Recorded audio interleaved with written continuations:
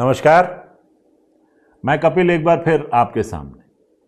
आज जब पूरे देश में बिहार चुनाव में महामानव की जीत की बात हो रही है, खुद महामानव तो मान लीजिए तरह तरह के तर्कों से खुद को अपनी जीत का विश्वास दिला ही रहे हैं, पर सुना पत्रकारों में भी कोंचा कोची चल रही है। कुछ पत्रकारों का मानना है कि भाजपा ने मेहनत की है भाई साहब, कुछ का मानना है कि भाई मेहनत तो और दलों ने भी की है, और कुछ का मानना है कि हाँ वोट चोरी तो हुई होगी लेकिन इतनी बड़ी मिकदार में नहीं हुई होगी, बस देखने दिखाने टाइप की हुई होगी। इतना बड़ा मैंडेट तो वोट चोरी से नहीं हो सकता। दूसरों का कहना है कि भैया या तो वोट चोरी हुई या नहीं हुई, कि अगर कोई वोट चोरी करेगा तो तुम्हारे माथे पर टीका करने भर का तो करेगा नहीं, और अगर करेगा तो पूरी करेगा, जीत के लिए करेगा। खैर, तो देश में चल रहा है ये सब, लेकिन इस बीच कोई महामानव के ऑरा को नहीं देख रहा। क्या गजब का ऑरा है महामानव का, देश गदगद हो जा रहा भाई साहब। एक बार फिर से महामानव के 24 में से 40 घंटे काम करने की बात चल रही है। कुछ लोग फिर से उनकी छाती का नाप लेने के लिए इंची टेप ढूंढने लगे। अब ऐसे में मेरा ध्यान अगर उनके ऑरा की तरफ चला गया तो कोई बड़ी बात नहीं है।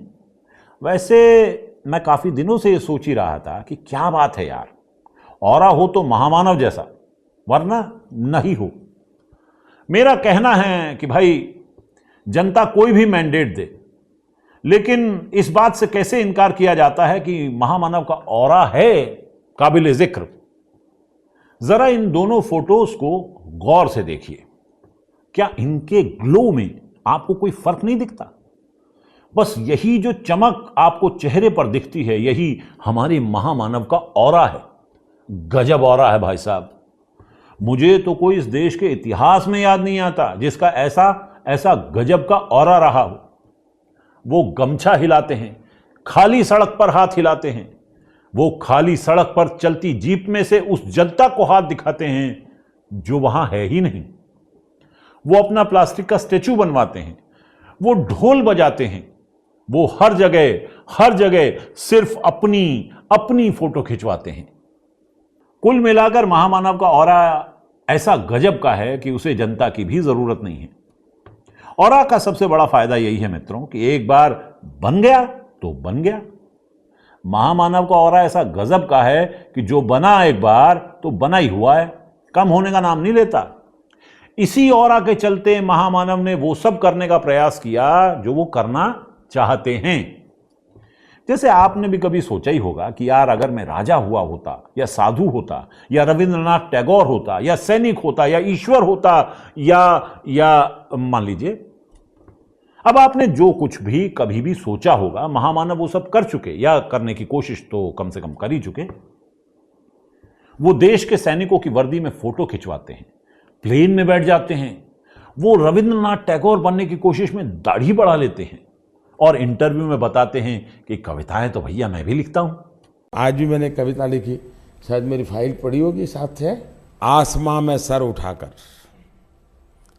आसमां में सिर उठाकर, घने बादलों को चीरकर, आसमान में सिर उठाकर घने बादलों को चीरकर रोशनी का संकल्प ले।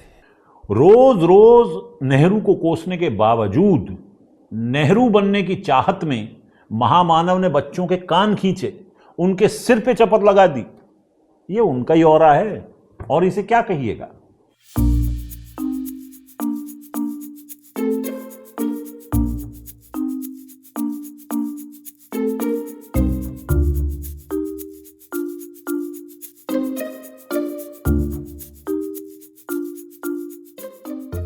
किताबें तो लिखी चुके हैं, और मेरा यकीन मानिए अगर उनका बस चलता तो वो इन किताबों कविताओं को नोबेल के लिए या किसी साहित्यिक पुरस्कार के लिए भेज भी चुके होते।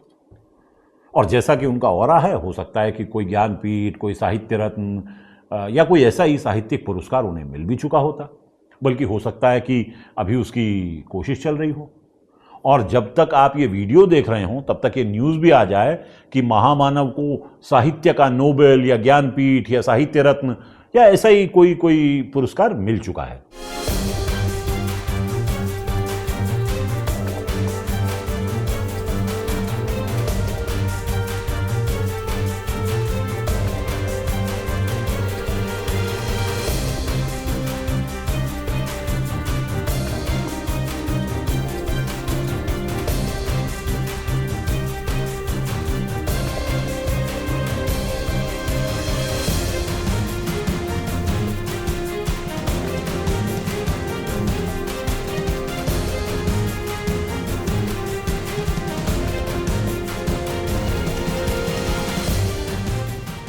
महामानव शादी करके दूल्हा बन चुके हैं, गुफा में बैठ के साधु बन चुके हैं, पार्लियामेंट में राज्याभिषेक करवा चुके हैं, रेल में चाय बेच चुके हैं और भिक्षा मांगकर जीवन गुजार चुके हैं। मैं 35 साल तक भिक्षा मांग करके खाया, करीब 40 साल मैंने भिक्षा मांग करके खाया है। महामानव के इस ऑरा के आगे दुनिया जहान नतमस्तक है। आप नहीं हैं तो हो जाएंगे, अभी जल्दी क्या है। याद रखिए, महामानव अजैविक हैं और अजैविक व्यक्ति को अवतार कहा जाता है। प्रॉब्लम यह है कि महामानव के इस ऑरा का उतना भव्य पीआर नहीं हो रहा जितना कि महामानव डिजर्व करते हैं। भाई, होना तो यह चाहिए था कि महामानव जो भी रूप धारण करें उसकी छाप लोगों के दिल में पड़ जाए और पड़ी रहे।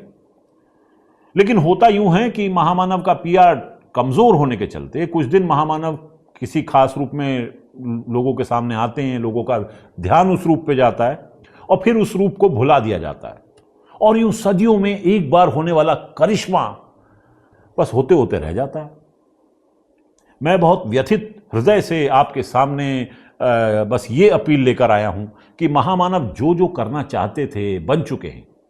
आगे भी जो वो बनना चाहेंगे वो उन्हें बनने से कोई रोक नहीं सकता, लेकिन उनका ऑरा दिन ब दिन डाउन होता जा रहा है। इस ऑरा को संभाल कर रखिए। टेलीप्रॉम्प्टर पर चुप होते महामानव को देखिए और जो होता है वो हमेशा बहुत वल्नरेबल होता है, माने नाजुक होता है, नाजुक। हम भारतीयों का टैलेंट जिस